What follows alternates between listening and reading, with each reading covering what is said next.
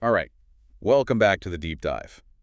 Today, today we're going to take a look at Infosys. They're a pretty interesting company, and we're going to try to figure out where they're headed next. Yeah, Infosys is a global player, helping companies with all sorts of things, cloud computing and digital transformation. And they've really been getting into AI lately. They've even built their own private cloud offering. Yeah, their cloud stuff is really interesting. Right. But okay, so we're looking at their second quarter FY25 report, and it's got a lot to unpack. We're going to look at the financial strategic initiatives and also what the market thinks.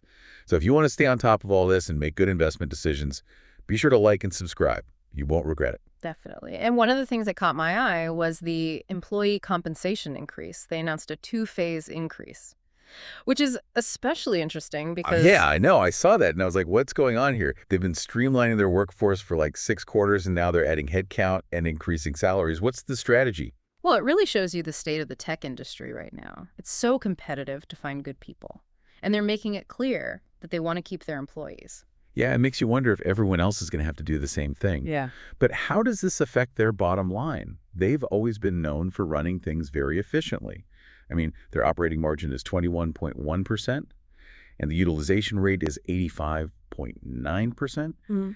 Can they keep those numbers with these changes? That's the big question. So that operating margin tells us they're managing costs well, and that utilization rate shows that their workforce is productive. So they're being careful. Yes, exactly. But we have to think about what those salary increases will do later on. There could be margin pressure, especially in this industry. It'll be interesting to see how they balance things. Speaking of profitability, let's look at their growth. Revenue went up 3.1% sequentially and 3.3% year on year, which is pretty good. But here's a really exciting part. It seems like a lot of that growth is from their move into generative AI. Oh, generative AI. Everyone is talking about it. It's a really big deal. We're not just talking about creating images or text. This could change how all kinds of businesses operate. AI that can write code or design products or even write marketing copy. Okay, so for those of us who aren't, tech experts, what is Infosys doing? They're not just messing around. They're putting in place these big enterprise AI platforms, and they're even building their own small language model. A small language model. I don't know what that Well, is. think about the chatbots you see online, the ones that can have conversations and they sound like a person. That uses a language model. And a small language model is like a more compact version. It's still very powerful, though. So Infosys can create custom AI for their clients and automate things, maybe even come up with new products and services. So they're really diving deep. Exactly. And that's what's so interesting about what they're doing. They're not just following a trend, they want to be leaders in this. They're making their own waves. But AI isn't the only thing, right? They're also expanding around the world, especially in markets like Japan and the Middle East. And they're doing a lot of nearshoring too, which means setting up closer to clients. Is this like a whole new strategy for them? Well, I think they're really showing that they get how global the tech world is. They're trying to find the best talent and serve all these different markets. Like a game of global chess. Exactly. Yeah. But it's not just about geography. It's also about having different offerings and being closer to clients. Of course, expanding like this comes with challenges, different regulations, different cultures, different economic conditions in each place. So it's a risky move. Yeah. Speaking of risks, let's look at some of the market trends in their report. They mentioned increased discretionary spending in the U.S. financial services sector, which sounds good. But then they also mentioned a slowdown in the European automotive sector. Not so good. Why are these two sectors doing so differently? Well, it's really about different economic factors in each place. In the U.S., the financial sector is doing really well, especially areas like capital markets and payments. And that's good for Infosys because they get a lot of revenue from financial services. They're riding the wave. Yeah, but in Europe, the automotive industry is having a harder time. Things like the chip shortage, supply chain problems, and high energy costs have slowed down car production. And the European automotive industry is another important sector for Infosys, so that slowdown could affect them. Two different stories. So given all this, how has Infosys adjusted their outlook for the year? They've changed their FY25 revenue growth guidance to between 3.75% and 4.5%. What do you think about that? Well, it seems like they're being both cautious and realistic. They know there are challenges in some markets, but they also think they can overcome those challenges and take advantage of the opportunities, Yeah. especially in AI and with global expansion. Like they're ready for anything. Exactly. And that's why it's important to understand all of this, their financials, their strategies, and what's happening in the market. So if you want to stay informed and make good decisions about investing, be sure to like and subscribe. Right. We've only scratched the surface here. In the next part, we'll dive deeper into their strategy and the impact of AI. It's going to get even more interesting, so stay tuned. It's really fascinating to see how Infosys is dealing with all this AI stuff. They're not just jumping on the bandwagon, it's like they're building their own AI engine. Yeah, that's what makes this so interesting. We're not just looking at numbers, we're looking at the future of business. But let's go back for a second. You said they're developing their own small language model. Can you explain what that means?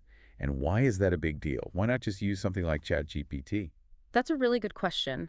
When they build their own language model, they have so much more control. They can customize it to do exactly what they need. It's like they're building their own car instead of just renting one. So they're in control of their own destiny. Exactly. It gives them a real advantage. They can fine-tune their AI to solve specific problems for their clients, no matter what industry they're in. It's like a custom-made suit versus something you buy off the rack. I like that. But let's get practical. For the average investor, what does this mean? How is this going to make money for Infosys? Well, think about it. What if businesses could automate all these complicated tasks? Or create personalized content super fast? Or understand huge amounts of data instantly? That's what generative AI can do.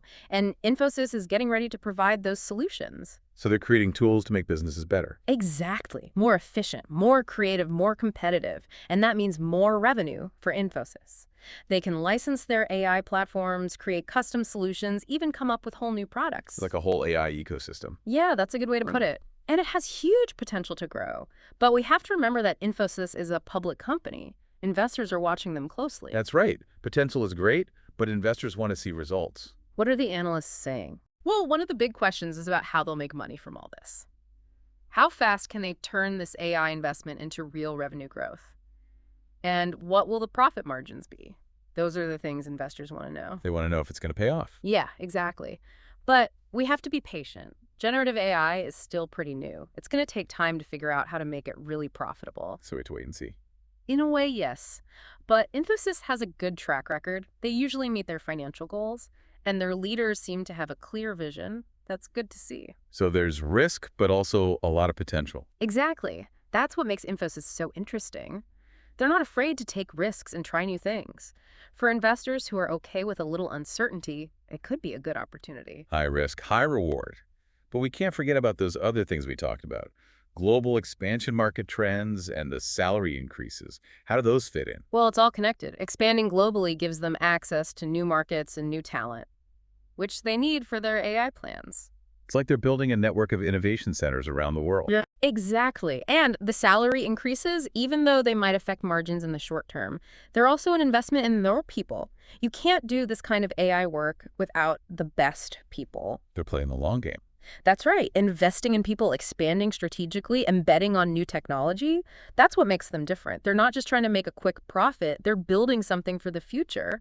But we can't ignore the challenges, like the slowdown in the European automotive industry. That's something they'll have to deal with. Right. They can't assume everything will be easy.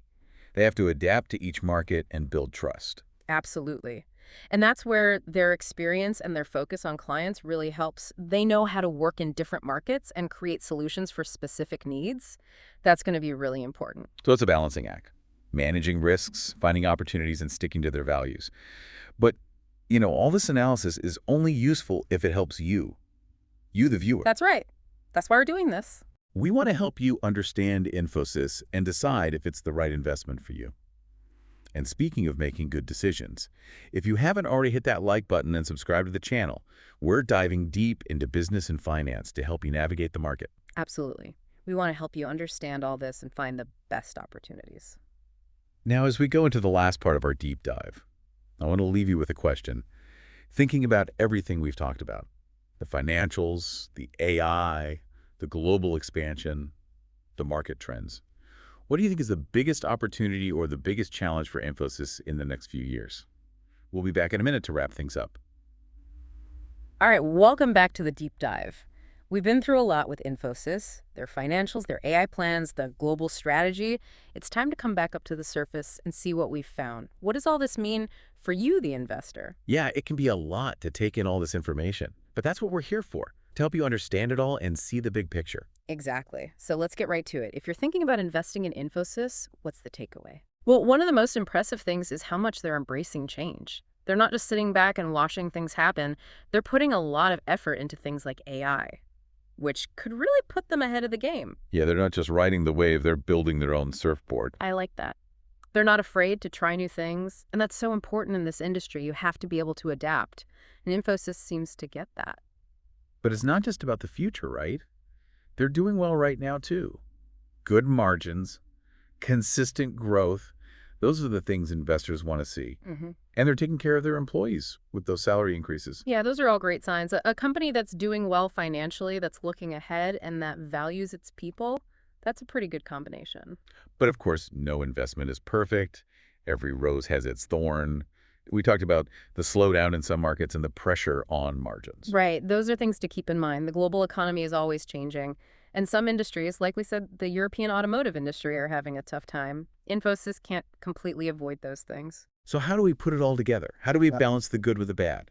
Well, you can never be totally sure in investing, but from what we've seen, Infosys looks like a good opportunity, especially for investors who are okay with some risk and who are thinking long term. They're not afraid to make big moves, but they're also being strategic and thinking about the long term. Exactly. And if you're interested in AI and global growth, Infosys is doing some really interesting things. But remember, this is just our take. The decision is up to you. That's right. And that's what this deep dive has been about, giving you the information you need to make those decisions. We've covered a lot of ground. Yeah, we've looked at the numbers, the strategies, the market trends, We've tried to give you a complete picture of Infosys. and show you what the future might hold. So now it's your turn. What do you think about Infosys? Is it something you would invest in? Let us know in the It's comments. so to hear your thoughts. And if you want to stay up to date on all things business and finance, be sure to like and subscribe. We'll keep bringing you the insights you need to navigate the market. Thanks for joining us on this deep dive into Infosys.